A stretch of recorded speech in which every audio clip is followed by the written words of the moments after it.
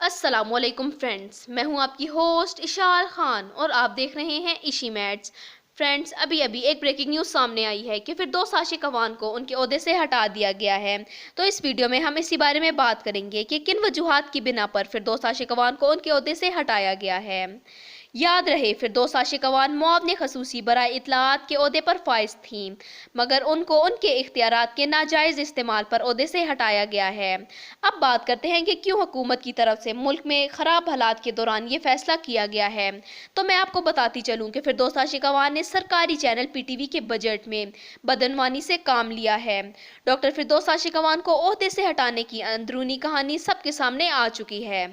फिरदौस आशिक अवान ने government channel PTV के budget के पैसों से अपने लिए 2 सिक्योरिटी गार्ड और 7 मुलाजिम रखे हुए थे। इसके साथ साथ अपने ज़ाती कामों के लिए स्वीपर और माली भी पीटीवी के बजट से रखा हुआ था।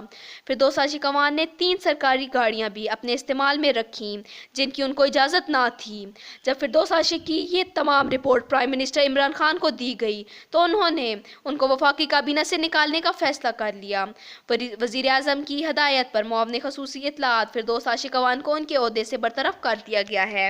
इसके अलावा भी कई वजूहात सामने आई हैं जिनकी वजह से वज़ीर आज़म और फिरदौस आशिक अवान में फूट पड़ चुकी थी। वाज़िया रहे, मुआवने खसूसी फिरदौस आशिक अवान हुकूमती बयानिए को इस तरह से बयान नहीं करती थी जिससे अपोजिशन जमातें भी खुश नहीं थीं, बल्कि जहां हुकूमत अपोजिशन के साथ कुछ मामलात को सीधा करती थी, वहां कुछ देर बाद फिरदौस आशिक अवान उन मामलात को फिर से उलझा देती थीं, जिसका नतीजा हुकूमत और अपोजिशन के दरमियान तनाव की सूरत निकलता। इसी तरह फिरदौस आशिक अवान मीडिया के साथ भी अपने ताल्लुकात को बहाल करने में नाकाम रहीं। तहरीक इंसाफ के अंदर भी लोग फिरदौस आशिक अवान के लिए कोई अच्छा बयानिया नहीं रखते थे। पीटीआई अरकान उनको दूसरी जमात की खिलाड़ी और कारकर्दगी के लिहाज से नाअहल समझते थे। जनवरी और फरवरी में ही फिरदौस आशिक अवान के जाने की इत्तलाआत थीं। कोरोना वायरस के बायस उनको रुखसती में थोड़ा वक्त मिल गया था, लेकिन कोरोना की सूरत में भी वो अपने आप को नहीं मनवा सकीं। फिरदौस आशिक अवान ने हुकूमती इश्तिहारात के बजट से 10% कमीशन लेने की भी कोशिश की।